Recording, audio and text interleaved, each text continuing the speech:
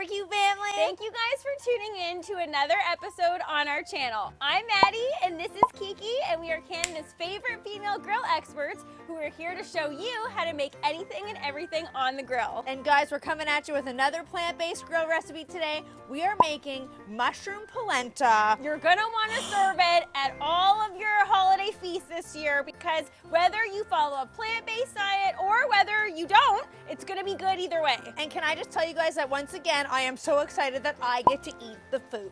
Eating the food, eating the food. I'm eating excited the food, about that. Okay, eating the food. oh my goodness gracious, I don't know what that was. Too excited, guys. I'm excited about that too. I love when Kiki gets to try it and I get to try it. That's what cooking is all about. That's what barbecue's all about. You guys can see we're outside. It's a little bit cold today. It's almost Christmas time. We're approaching Your breath. I think you can. It's almost holiday season. We've got the Christmas tunes rocking 24/7. I don't know about you guys, but we are going Christmas, and we are going Christmas hard. We really are. But let's be honest, guys. If you're going Christmas tunes as hard as we are, which is literally 24/7, some of them start to get on your nerves. Or they start to get on your nerves at the beginning, and then you wind up loving them. I think a lot of them do. I don't know why, but the radio seems to have like a 10-song repeat. I know every popular artist out there has a Christmas album pretty much, so why don't you just play all of them? Why is it only 10? I know, you know what one really, really gets on my nerves? Okay, go. So this is Christmas. Oh, I know that one. And what have you done? I think in the 90s, That one's depressing. they put that song to like a commercial about pets that needed to get adopted, and it ended up know. being like, do you remember that? Yes, that's why I can't hear. It sounds so depressing to me. I'm like, Christmas is like a hard time for a lot of people. We don't need that kind of depression this time of year, Agreed. guys. I don't need that. Agreed. I don't need that. And then it was like animals looking like this. Like, no, stop it. I know. Every time I hear that on the radio, I'm like, no, press on to a Me different too. station. I turn it right off. No, I don't like that one. Okay, you know what one I used to turn off, but now I kind of love? What? I don't even know who it's by. I gotta look it up, and it goes like this. Okay, ready? Yep. Ting-a-ling-a-ling, ding-dong, ding-ding-ding, ting-a-ling-a-ling. It's like, just hear those sleigh bells Oh, yeah. ring. Yeah, I I'm know like, that one. oh my goodness. You're way Does that off even key. have- You're way off key. It's ring-a-ling-a-ling-a-ding-dong-ding. Yeah, okay, yeah. Yeah, Is that how it goes? Or is it something. ting-a-ling-along? Or is it ring-a-ling-along? I don't know. Well, I have a headache. Ow. Oh my goodness. Okay, it's annoying, but now I love it. Okay, I think it's important that we stick to barbecue. I think so too. All right, barbecue family, now it's your turn to weigh in. Let us know what Christmas song you first found annoying, but now kind of like. We know you guys have one. Let's just get this cook underway, okay? Here we go. So the first thing we need to do for this mushroom polenta is get our mushrooms ready. So in this cast iron skillet, we already have some white button mushrooms that have already been sliced up. And these are the imperfect mushrooms from the grocery store. They're a great bargain because you get a lot of them, and they're always just a little bit imperfect, which means they're still great for all of our recipes. And we've already added in here some chopped onion, some butter flavored coconut oil, which is our plant-based secret, and salt and pepper. And the reason we're not showing you guys us doing this is because we already taped it and we didn't record the audio.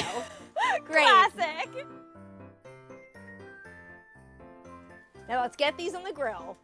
Today we're cooking on the Weber Summit Charcoal Grill. You guys might be wondering, okay, but I have a kettle at home. So will this recipe translate to the kettle? And the answer to that, guys, is yes. This recipe translates to any of the grills in your backyard. We just like using the Weber Summit Charcoal Grill in the winter because of the insulated lid. So let's get our mushrooms onto the grill. We've already dumped our charcoal. Today we're cooking over indirect heat, so you can see our heat source is the charcoals in the basket on the side here and on the side there. We're cooking with hickory wood. So the wood has already been dumped into the charcoal baskets. We're ready to go. This grill's been preheated. And now all we have to do is get our mushrooms onto the grill. We'll check back on these in about 30 minutes. Our heat is hot because we want these mushrooms to get roasty and toasty.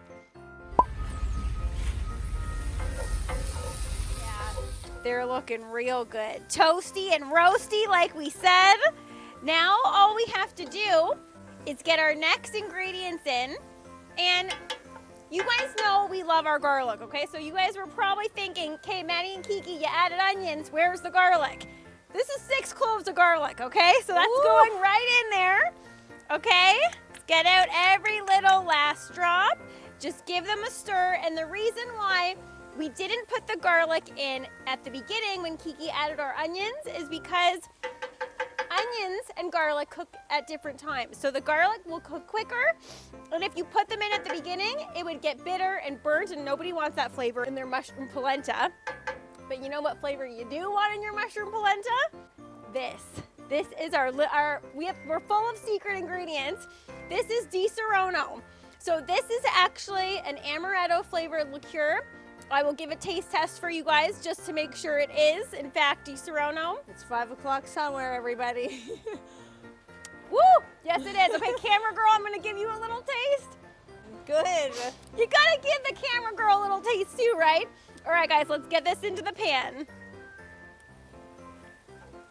And the amaretto flavor is gonna pair perfectly with the nuttiness of these mushrooms, and it's just gonna add so much more delicious, complex flavor to our mushroom polenta.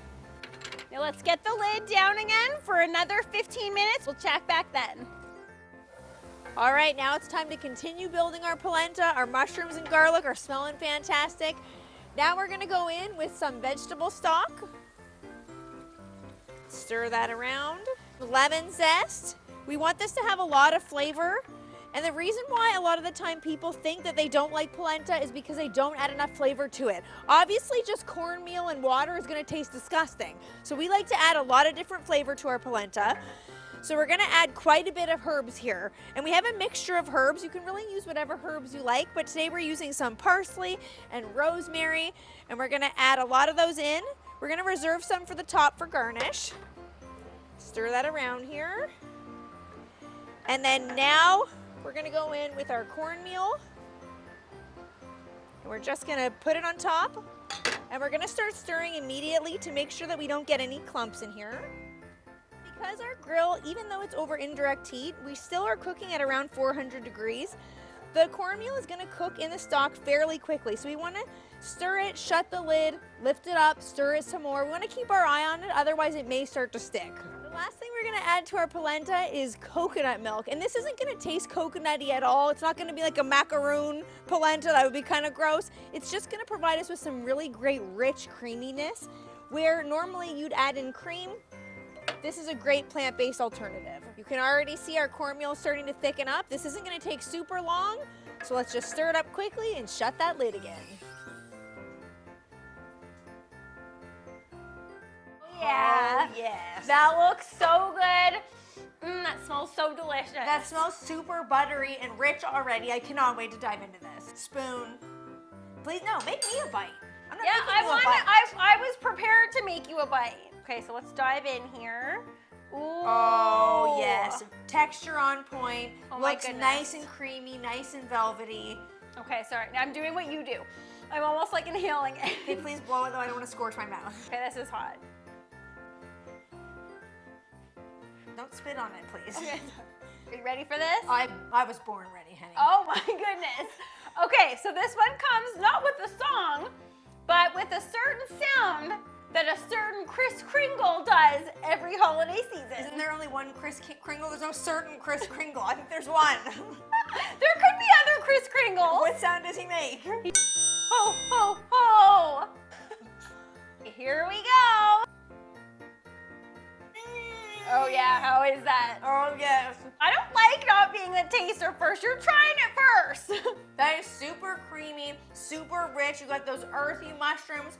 There's a nice little pop from the lemon zest there. Ooh. Herbs absolutely on point. Salt on point. I'm loving this, honey. You gotta go heavy on the herbs. That's what makes a polenta super tasty. All right, make me a bite. Honey. Okay. Make me a bite. Wait till you try this. You okay. do your Kris Kringle then. Need a sound effect. Yeah, that was like a lame Kris Kringle. How? It was too, like, it wasn't jolly enough.